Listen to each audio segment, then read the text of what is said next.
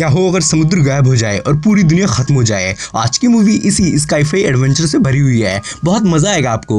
तो मूवी की शुरुआत में हम समुद्र के बीचों बीच एक शिप को देखते हैं। एक फैमिली यहाँ ट्रिप के लिए आई थी और ये इनकी प्राइवेट शिप थी। शिप में हस्बैंड वाइफ और उनके 2 बच्चे थे। ग्वेन स्विमिंग करने के लिए पानी में जंप करती है और स्विमिंग करने लगती है। इधर पीटर अपने बेटे बेन को फिशिंग करना सिखा रहा था। तभी इधर अचानक ग्वेन को ऐसा एहसास होता है कि मानो उसे किसी ने खींचा हो। तभी दूसरी तरफ कंपास भी घूमने लगता है। इधर वापस ग्वेन को अजीब फील होता है और तभी सडनली पानी का तेज भाव उसे शिप से दूर ले जाने लगता है, जिससे ग्वेन इन्हें आवाज लगाने लगती है। लेकिन हेडफोन के कारण कैसी अपनी माँ की आवाज सुन नहीं पाती। लेकिन तभी पीटर नोटिस करता है इसकी वाइफ कहीं दिख नहीं रही, जिससे ये उसे ढूंढने लगता है। पर तभी डूब रही ग्वेन पे इसकी नजर पड़ जाती है, जिससे ये फटाफट शिप को ग्वेन के पास ले जाता है और फिर जंप करता है और ग्वेन को रेस्क्यू कर लेता है। ग्वेन कहती है पता नहीं क्यों अचानक पानी की तेज लहरें मुझे शिप से दूर ले जाने लग गई थी और मैं डूबने लग गई थी। मुझे तो लगा था कि आज मैं मर जाऊंगी। पीटर कहता है अब से जो कोई भी स्विमिंग करने जाएगा वो बता के जाएगा। खैर फिर इनका सफर आगे बढ़ता है और रात हो जाती है और पीटर अपने बेटे बेन का बर्थडे केक सजाता है और सब इसे बर्थडे की बधाई देते हैं। फिर पीटर गिफ्ट में इसे लैपटॉप देता है, जिससे बेन बहुत खुश होता है और कैसी एक मास्क देती है। फिर ग्वेन एक डोमिनिकन देती है जो मुसीबतों से बचाता है और खुशियां लाता है। खैर फिर ये सब फोटो क्लिक करते हैं। तभी कैसी के बॉयफ्रेंड का कॉल आता है। कैसी से आज अपनी मॉम की डूबने की बात बताती है। फिर कहती है मैं तुम्हें बहुत मिस कर रही हूँ। इसका बॉयफ्रेंड इसे सैटरडे तक वापस आने को कहता है, क्योंकि उस दिन एक बहुत बड़ी पार्टी होने वाली थी। तभी ये देखती है कि शहर का मौसम बहुत खराब है। तभी नेटवर्क भी चला जाता है, जिससे ये अपने पेरेंट्स को मौसम खराब होने की बात बताती है। तभी ये देखते हैं इनके शिप को वेल ने घेर रखा है, जिससे पीटर कहता है मैग्नेटिक फील्ड्स वेल को अट्रैक्ट करती है। तभी किसी चीज से शिप टकरा जाती है, जिससे पीटर पानी में जाता है उस चीज को चेक करने, पर वो वापस घायल होकर आता है। एक शार्क ने इसे घायल कर दिया था। ग्वेन इसके जख्म को सीलती है। इधर अब शिप के टकराने के चलते इंजन फेल हो चुका था, जिससे ये रेडियो के थ्रू किसी से कांटेक्ट करने की ट्राई करते हैं, पर यहाँ नेटवर्क नहीं आ रहा था। तभी इन्हें अपने कंप्यूटर पर कुछ अजीब सिग्नल्स मिलते हैं, जिससे ये बाहर आ जाते हैं और देखते हैं आसमान में मेटेरोइड्स गिर रहे हैं और इनकी शिप भी उसी तरफ जा रही है, जिससे पीटर शिप को मोड़ने की कोशिश करता है। पर तभी एक मेटेरोइड्स इनके पास से होके गिरती है, जिससे ये सब डर जाते हैं। इधर इंजन भी पूरा फूक चुका था और कंपास भी लगातार घूमे जा रहा था। ये सब खुद को शिप के अंदर बंद कर देते हैं, लेकिन तेज लहरों के चलते शिप का बैलेंस बिगड़ रहा था। पीटर ने स्विमिंग का इक्विपमेंट पहनाता है, ताकि अगर बाई चांस पानी में कूदना पड़े तो ये इक्विपमेंट इन्हें बचा ले।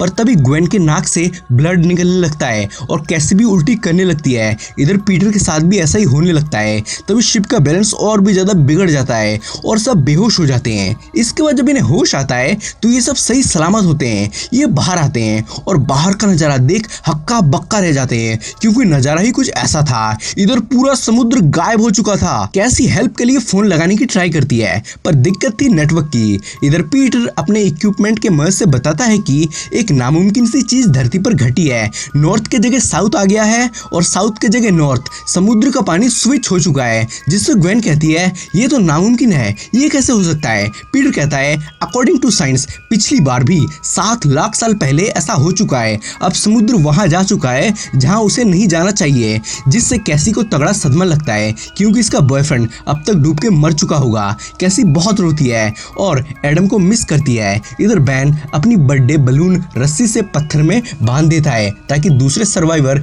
इसे देख इनके पास आ सकें। पीटर चैनल नंबर 16 से किसी आदमी से कनेक्ट होता है और कहता है हमें मदद की जरूरत है, समुद्र गायब हो चुका है और हम फंस चुके हैं। दूसरी तरफ से ये आदमी बताता है कि साइंस की वो कॉन्स्पिरेसी थ्योरी सच निकली।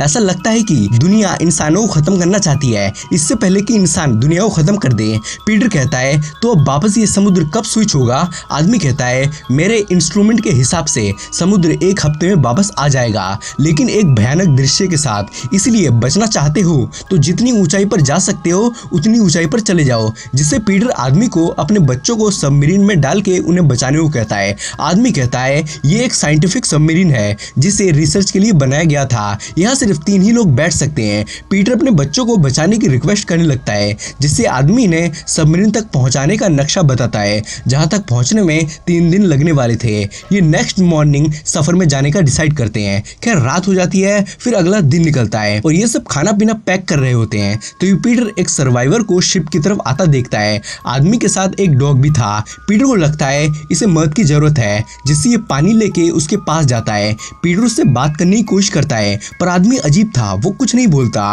पीटर से पानी देता है, आदमी पानी पीता है और अपनी प्यास बुझाने के बाद बजाय पीटर को थैंक्स कहने के ये उस पर अटैक कर देता है और अपने भाले से उसे जान से मार डालता है, जिससे ग्वेन बहुत डर जाती है और भागने लगती है। आदमी उस पे भाला फेंक के मारता है, जिससे ये थोड़ा घायल हो जाती है, पर ये कैसे भी करके शिप में आती है और दरवाजा बंद कर देती है और इन्हें बाहर ना जाने को कहती है। फिर दोनों को इसके अंदर छुपा देती है। तभी आदमी भी अंदर आने की कोशिश करता है। ग्वेन कैसी को एक लोडेड फायर गन देती है और जरूरत पड़ने पर उसे चलाने को कहती है, फिर खुद भी छुप जाती है। तभी किलर भी गेट तोड़ के अंदर आ जाता है।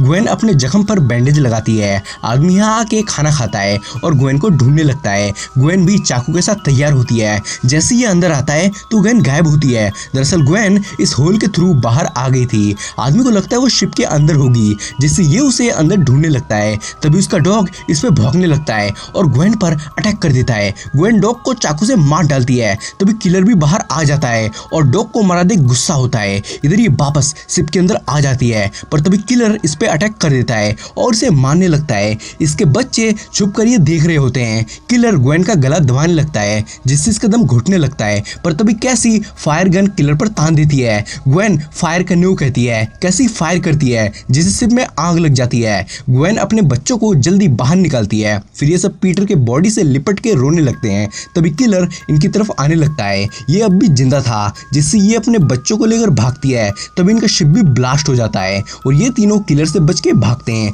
चलते चलते ये थक जाते हैं। कैसी बैन को पानी पीने को कहती है, पर ये अपने पिता के दुख में था, ये कुछ नहीं पीता। तभी कैसी कहती है शायद वो किलर हवा में उड़ता बलून्स को देखकर हम तक पहुंचा होगा। ये सुन बैन गिल्टी फील करता है और खुद को दोषी समझने लगता है, पर ग्वेन कहती है इसमें तुम्हारी कोई गलती नहीं है, हमें नहीं पता था कि हमारे साथ ऐसा भी हो जाएगा। खैर ये आगे बढ़ते हैं। तभी हम किलर को देखते हैं, जो अब भी इनके पीछे पड़ा था। रास्ते में बैन एक मरी फिश को देख रहा था। तभी ग्वेन को किलर आता दिख जाता है, जिससे ये अपने बच्चे लेकर भागती है और किलर इनके पीछे आता है। भागते भागते रास्ते में केमिकल के रास्ते से होकर इन्हें गुजरना पड़ता है, जो इनकी हेल्थ को बीमारी में बदल सकता था, पर इससे बचने के लिए इन्हें भागना पड़ता है। रास्ते में इन्हें एक व्हेल मछली दिखती है। ये केमिकल के रास्ते से होकर गुजरते हैं। तभी इधर बैन डिहाइड्रेट हो जाता है, जिससे ग्वेन पानी की बोतल निकालती है, पर उसमें सिर्फ कुछ ही बूंद पानी था, जिससे कैसी कहती है शायद मैं तब इसका ढक्कन लगाना भूल गई थी, जिससे इसकी माँ इस पे गुस्सा होती है।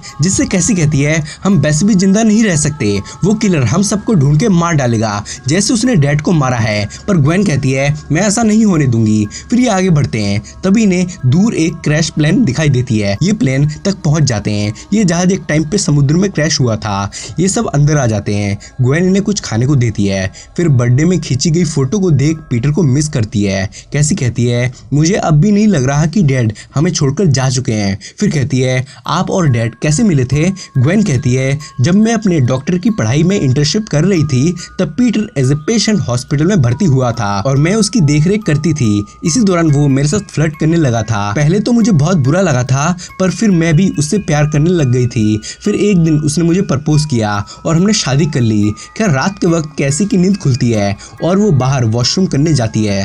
तभी हम उसकी तरफ किलर को आता देखते हैं। किलर से मारने वाला था कि तभी ग्वेन इस पे अटैक कर देती है और चाकू घोप घोप के इसे जान से मार डालती है। फाइनली इनके ऊपर से एक आफत खत्म होती है और ये रात में चैन की नींद सोते हैं। फिर सुबह उठ के देखते हैं कि किलर की लाश को किसी ने नोच नोच कर खाया है, जिससे ये समझ जाते हैं कि यहाँ इंसानों से भी ज्यादा कुछ खतरनाक चीज घूम रही है। खैर ये आगे बढ़ते हैं। फिर हम प्रदूषित पानी को देखते हैं। तो ये बैन इन्हें छोड़ आगे भागने लगता है और भाग के यहाँ से पानी पीने लगता है, जिससे इसकी माँ इस पे गुस्सा होती है और कहती है ये पानी पीने से बीमार पड़ जाओगे। खैर ये क्लाइम करके आगे बढ़ते हैं। इधर सर पे तेज सूरज की रोशनी थी और सब डिहाइड्रेटेड थे। ये एक जगह आके इन सबको इकट्ठा करके एक शेल्टर बनाते हैं। फिर ये बैन को इंजेक्शन देती है। बैन बीमार पड़ चुका था। रात होती है और ये सब सो रहे होते हैं। तभी ग्वेन की नींद खुलती है और वो बाहर आती है। तभी से केकड़ों की बड़ी फौज आती हुई दिखाई देती है, जिससे ये भागती है और इन्हें उठाती है। फिर ये सब भागने लगते हैं और एक कंटेनर से भरे शिप तक पहुंच जाते हैं। तभी ये लेडी कहती है एक औरत 2 बच्चों के साथ भागती हुई आ रही है, हमें उनकी मदद करनी चाहिए। लेकिन आदमी कहते हैं उनकी मदद करने के चक्कर में हम मारे जाएंगे। ये कंटेनर बंद कर लेते हैं और ये बस हेल्प को चिल्लाते रह जाते हैं। तभी क्रैब्स भी इनके नजदीक आ जाते हैं, जिससे ये कंटेनर के ऊपर चढ़ जाते हैं। तभी चढ़ते वक्त एक क्रैब ग्वेन को घायल कर देता है। इधर इस होल से सारे क्रैब अंदर घुस जाते हैं और सब लोगों को मार के खा जाते हैं। इधर ग्वेन बेहोश हो जाती है। इसके बाद जब इसे होश आता है तो इसके बच्चे गायब होते हैं और आंधी तूफान आ रही होती है। ग्वेन घबरा जाती है और दोनों को आवाज लगाती है, पर यहाँ वो नहीं होते। तभी ये इस आदमी का बंदूक और गोली ले लेती है। इधर तेज तूफान आ रहा होता है और ये दोनों को आवाज लगा रही होती है। तभी दोनों आ जाते हैं। ये मौत के लिए किसी को ढूंढने गए थे। खैर फिर बेन बंदूक को गन से लोड कर देता है, जिससे इसकी मां शौक होती है कि ये इस काम में इतना माहिर कैसे है। इधर इसके पिता पीटर ने इसे ये सब सिखाया था। खैर फिर ग्वेन सबमरीन वाले आदमी से कांटेक्ट करती है। आदमी कहता है तुम लोग कहाँ पर हो? ग्वेन कहती है मुझे नहीं पता, मेरे पास मैप नहीं है। आदमी पूछता है क्या अब भी तुम 4 हो? ग्वेन कहती है अब हम बस 3 ही बचे हैं। फिर कहती है आप बस मेरे बच्चों को बचा लीजिए। आदमी कहता है समुद्र बस कुछ ही घंटों में वापस आने वाला है, तुम्हें जल्दी करना होगा। आदमी हवा में फायर करता है, जिससे इन्हें पता चल जाता है कि इन्हें किस डायरेक्शन में जाना है। ये उस तरफ जाने लगते हैं। तभी इन्हें सबमरीन दिख जाती है, लेकिन पहले इन्हें इस खतरनाक जगह को पार करना था। ये जगह बहुत डेंजरस थी। ये चलते चलते आगे बढ़ रहे थे। तभी ऊपर से पत्थर गिरने लगते हैं, पर ये अपनी जान बचा के आगे बढ़ते हैं। पर तभी चट्टानों की बारिश होने लगती है और एक चट्टान इनके बीच आके गिरती है, जिससे माँ और बच्चे बिछड़ जाते हैं। ग्वेन अपने बच्चों को यहाँ से जाने को बोलती है, क्योंकि अभी ये फंस चुकी थी इस चट्टान के बीच, जिससे कैसी बेन को लेके चली जाती है। दोनों आगे बढ़ते हैं और भागते हुए सबमरीन तक पहुंच जाते हैं। फिर उस आदमी को आवाज लगाते हैं। तभी आदमी इनके सामने आ जाता है और अब ये मरने वाला था। केकड़ों ने इस पे अटैक किया था। आदमी कहता है मैं आखिरी सांसें गिन रहा हूँ, तुम दोनों अंदर चले जाओ, कुछ ही मिनटों में समुद्र वापस आ जाएगा। जिससे कैसी अपनी माँ को बचाने भागती है। जाते वक्त बेन इसे वो ब्रेसलेट देता है जो इसे मुसीबतों से बचाएगा। इधर ग्वेन केकड़ों को मार रही थी, पर अंत में सारी गोलियां खत्म हो जाती है, जिससे बेचारी बेबस हो जाती है कि अब ये केकड़े इसे नोच नोच कर खा लेंगे। पर तभी कैसी का हाथ ऊपर से आता है। कैसी अपनी माँ को यहाँ से निकाल ले जाती है और ये सबमरीन तक पहुंच जाते हैं। केकड़े इन्हें चारों तरफ से घेर लेते हैं, पर ये अंदर चले जाते हैं और सीट बेल्ट लगा लेते हैं। तभी समुद्र भयानक तरीके से सबमरीन से टकरा जाती है, लेकिन सबमरीन में बहुत पोटेंशियल था। वो समुद्र के प्रेशर को झेल लेता है और मजबूती बनाए रखता है। खैर वापस इनके नाक कान से ब्लड निकलने लगता है और ये बेहोश हो जाते हैं। इसके बाद जब इन्हें होश आता है तो ये ऊपर जाते हैं और वापस बाहर का नजारा देख चौंक जाते हैं, क्योंकि अब पूरी दुनिया तबाह हो चुकी थी और यही तीनों इस पूरी धरती पर जिंदा बचे थे। इसी के साथ मूवी का एंड हो जाता है। तो अब इस वीडियो को शाउट आउट जाता है जोसेफ को। आप भी एक कमेंट करो ताकि कल मैं आपको शाउट आउट दूं। अब चैनल को सब्सक्राइब कर दीजिए, साथ ही मेरे सेकंड चैनल को भी सब्सक्राइब कर दीजिए, लिंक इन द डिस्क्रिप्शन। तो चलिए मिलते हैं अब नेक्स्ट वीडियो में।